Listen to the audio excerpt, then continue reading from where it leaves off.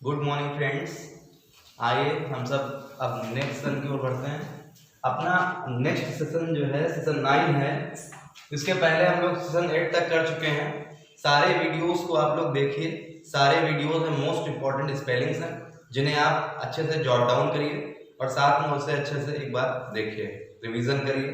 कई सारी मीनिंग्स जो हमसे पढ़ चुके हैं ऑफलाइन में, उनको भी कई सारी मीनिंग्स नहीं मिलेगी, क्योंकि आपको पता है कि जो है खुद को अपडेट हम करते रहते हैं, आपके लिए मेहनत करते रहते हैं, ठीक है। और आज तो आपको जो है इतना बिजी होने के बाद भी आपको हम बराबर जो है मेहनत भी कर रहे हैं और आपको बराबर हम कंटेंट डिलीवर कर रहे हैं, ठीक है। और मेहनत करते हैं तो आपको बस क्या करना है, आपको ज़्यादा वीडियो शेयर करना है। और हमने क्या कहा था आपसे, एक चीज़ हमने आपसे मांगी है कि 1000 सब्सक्राइबर, ठीक है। सभी लोग ज़्यादा से ज़्यादा वीडियो को शेयर करें, शेयर जरूर करें, वीडियोस को शेयर करें ज़्यादा से ज़्यादा। अच्छा कंटेंट सबको मिलेगा, ठीक है, और सबको अच्छा भी लगेगा। और साथ में आपका जो मेहनत है केवल मुश्किल से 2 से 3 सेकंड की मेहनत है, ठीक है। आपके लिए हम दिन भर मेहनत करते हैं, आप 2 से 3 सेकंड का टाइम निकालिए केवल आपको वीडियोस को शेयर करने, सारे वीडियो शेयर करने।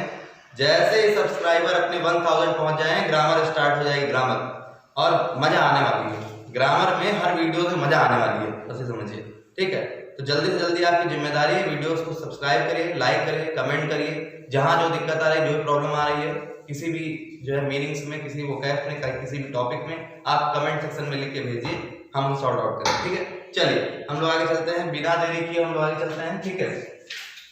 आइए स्टार्ट करते हैं सेशन अपना 9, ठीक, सेशन 9। चलिए पहला वर्ड हमारे पास में आ रहा है posit.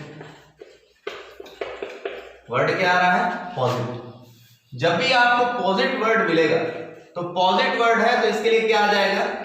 Assume. Assume.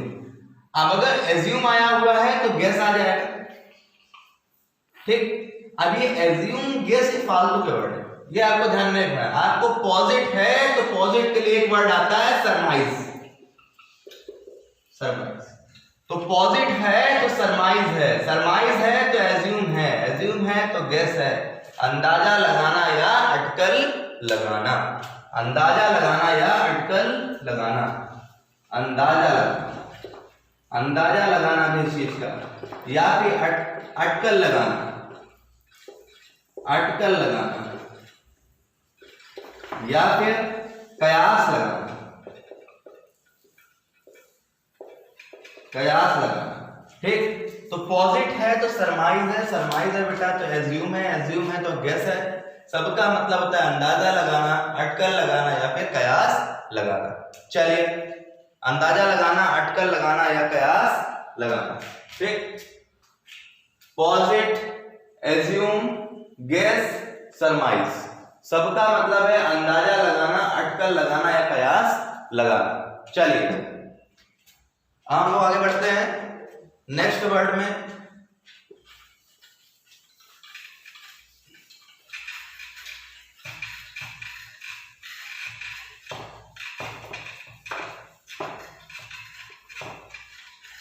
Next word हमारे पास में क्या है? इनक्यूबेट।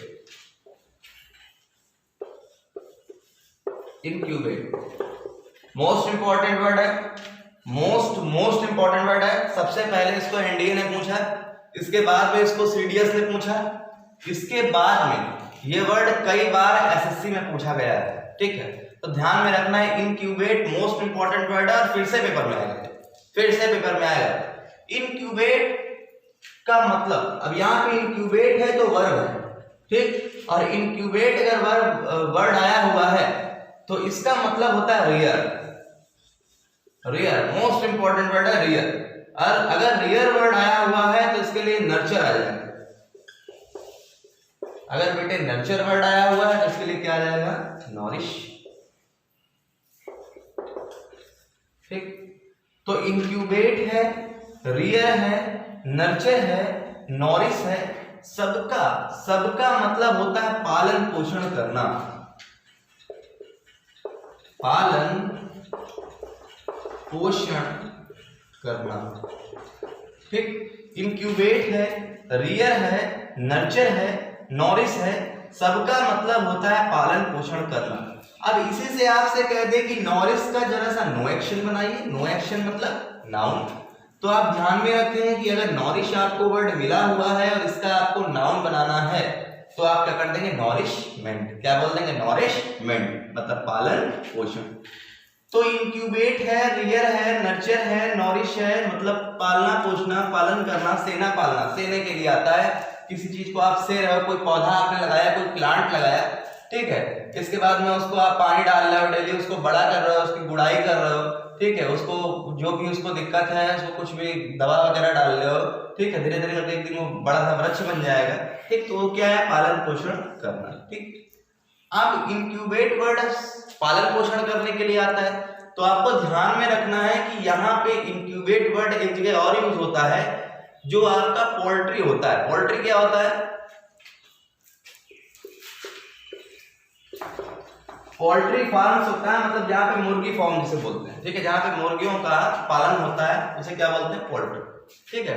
तो वहाँ पोल्ट्री फार्म में आप देखते हैं कि वहां पे कई सारी मुर्गियां होती हैं, उनको क्या कर रहे होते हैं, इंक्यूबेट कर रहे होते हैं। इंक्यूबेट का मतलब छोटे छोटे उनके चूजे आते हैं, चिकन आते हैं छोटे छोटे, सारे चिकन्स को धीरे धीरे करके उन्हें क्या करते हैं, पालते हैं और एक जो है अच्छे से मतलब उसको तैयार करते हैं, ठीक है। तो वहां पे क्या यूज होता है, पोल्ट्री, बड़ी होकर मुर्गी बनती है, ठीक है। तो क्या होता है, उसे पोल्ट्री बोलते हैं, पोल्ट्री फार्म।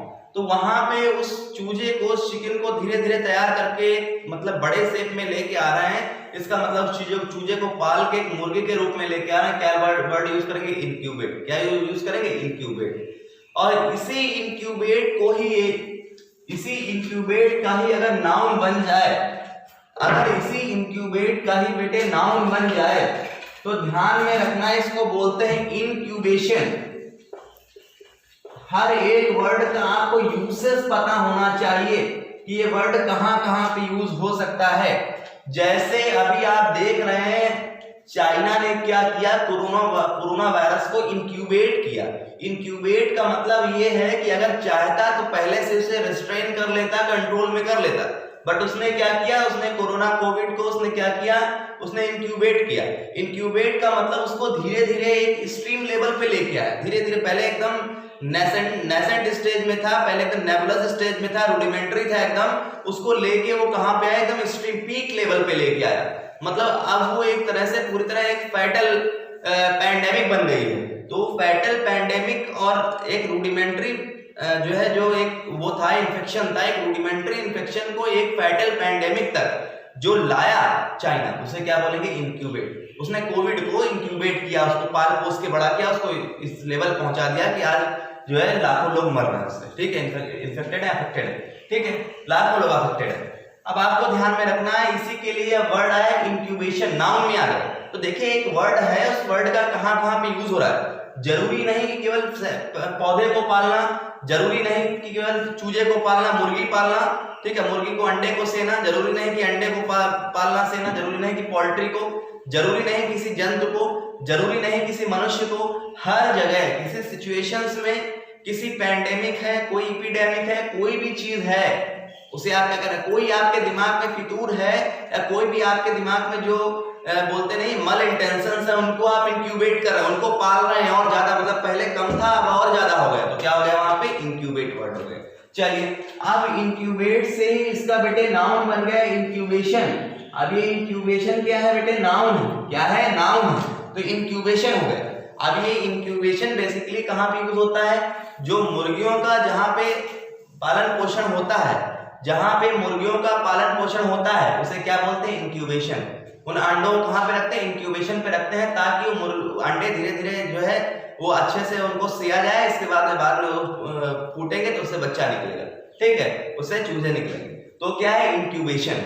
अब इंक्यूबेशन जरूरी नहीं कि केवल ये मुर्गियों के लिए, जहां पे मुर्गियां पाली जाती हैं या अंडों को सिया जाता है उसे इंक्यूबेशन बोलते हैं। इंक्यूबेशन कहीं पे भी लग सकता है। जैसे इस समय चाइना कोरोना वायरस का क्या बन गया था, इंक्यूबेशन बन गया था। इंक्यूबेशन तो क्या है, इंक्यूबेशन मतलब वहीं पे कोरोना वायरस इंक्यूबेट हुआ, वहीं पे कोरोना वायरस इंक्यूबेट हुआ। तो चाइना क्या है, इंक्यूबेशन सेंटर। इंक्यूबेशन चाइना क्या है, इंक्यूबेशन सेंटर है। तो आपको ये ध्यान में रखना है कि इंक्यूबेशन का एक वर्ड का कहां कहां पे यूसेज है।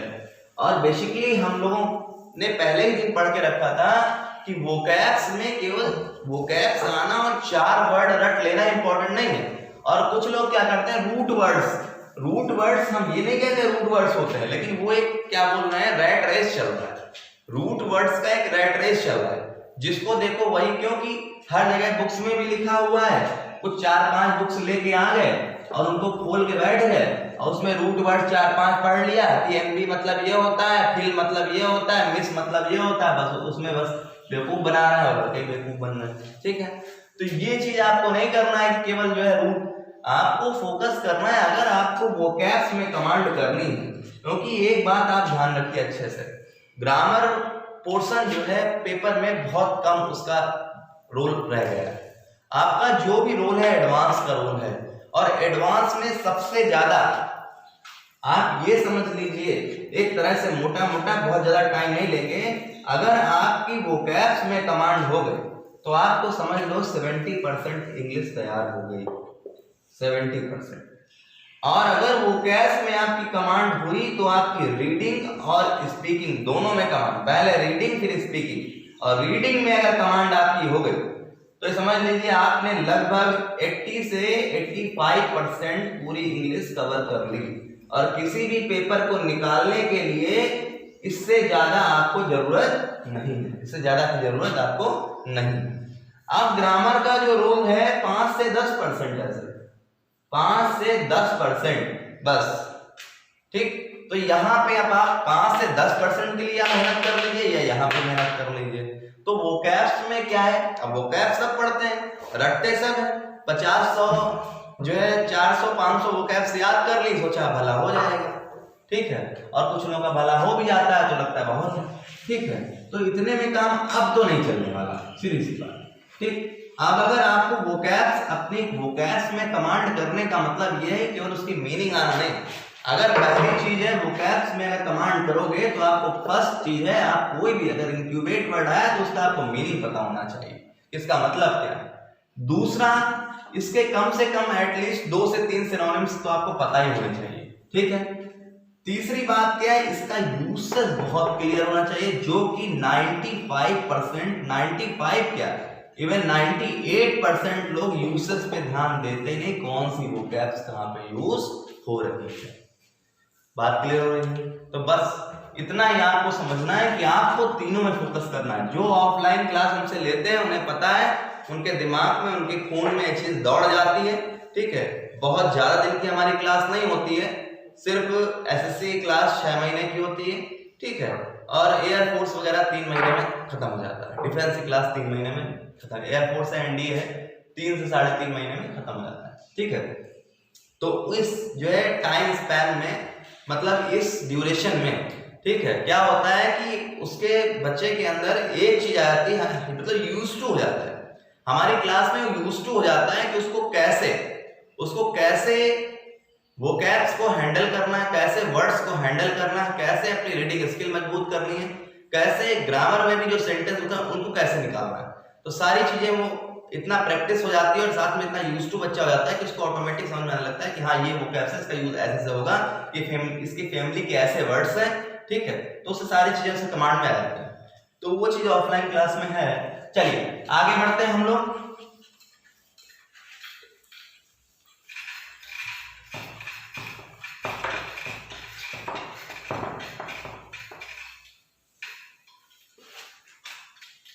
चलिए आगे बढ़ते हैं। आगे फिर वर्ड बेटे आ रहा है फजी। क्या आ रहा है? फजी। बहुत बढ़िया वर्ड है, बहुत बढ़िया वर्ड है। ये लास्ट ईयर पूछा गया है ये वर्ड। ठीक, और बहुत ही अच्छे उसमें आया था। ठीक है, एक बढ़िया सा वो दिया होता, पैसेज दिया होता और उसमें लिखा होता है फजी आइडियाज। ठीक है, लिखा हुआ था फजी आइडियाज, और वो बढ़िया इकोनॉमिक बेस्ड पैसेज था और उसमें नीचे फिर दिया हुआ था कि फजी का जो है गिव द बेस्ट सिनोनिम। ठीक है, अब सिमिलर वर्ड ऑफ फजी का सिमिलर वर्ड आपको बताना था कि फजी का सिनोनिम क्या होगा, और 4 वर्ड दिए हुए थे।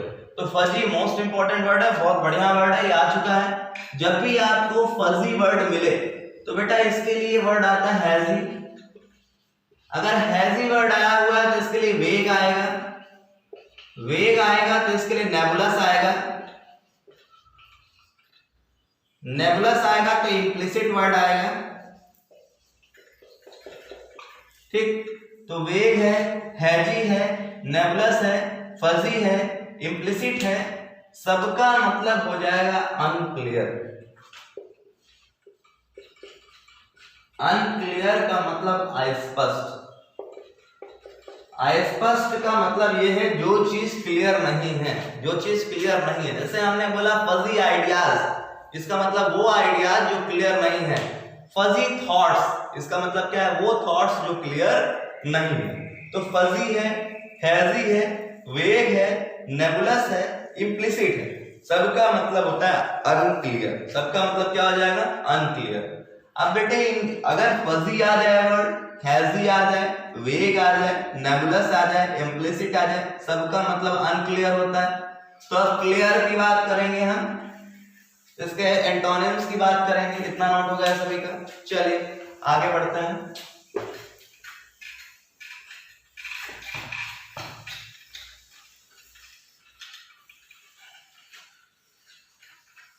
चलिए अब ये वो था तो अस्पष्ट था, अब इसके एंटोनिम्स देखिए।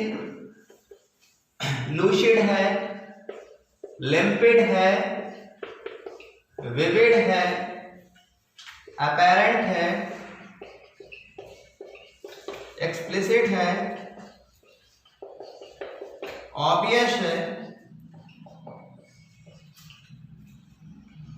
ठीक, लूसिड है, लिम्पिड है, विविड है, अपैरेंट है, एक्सप्लिसिट है, ऑब्वियस है, सबका मतलब क्लियर हो जाएगा। मतलब क्लियर का मतलब जो चीज स्पष्ट है। नोट कर लीजिए, lucid, लिम्पिड, vivid, apparent, explicit, obvious, सबका मतलब होता है क्लियर। क्लियर का मतलब जो चीज स्पष्ट है। चलिए अब आगे बढ़िए। ठीक, तो यहां पे lucid, लिम्पिड, vivid, apparent, explicit, obvious, सबका मतलब क्या हो जाएगा, क्लियर। सबका मतलब क्या हो जाएगा, क्लियर। क्लियर का मतलब जो चीज स्पष्ट है। ठीक, आज के लिए बस इतना ही। सभी लोग सब्सक्राइब कर लीजिए चैनल को, ज्यादा ज्यादा शेयर कीजिए। ठीक है, जो भी आपको दिक्कत आ रही है आप कमेंट सेक्शन में नीचे लिखिए, हम सबके कमेंट्स बराबर देखते हैं। जो भी दिक्कत आ रही है सबके हमने कमेंट्स देखे हैं, सॉर्ट आउट भी कर लिया क्या क्या चीजें हमको पढ़ानी है। जो भी चीजें हैं आपने, कुछ बच्चों ने बोला नरेशन पढ़ा दीजिए, कुछ बच्चों ने कहा कि नाउन पढ़ा दीजिए, प्रीपोजिशन पढ़ा, सारी चीजें हैं हमारे पास लिस्टेड। ठीक है, जैसे ही हम ग्रामर स्टार्ट करेंगे सारे टॉपिक्स बहुत अच्छे से हम लोग पढ़ेंगे और फिर आपकी प्रैक्टिस करवा देंगे। ठीक है, अच्छे से आपकी प्रैक्टिस करवा देंगे।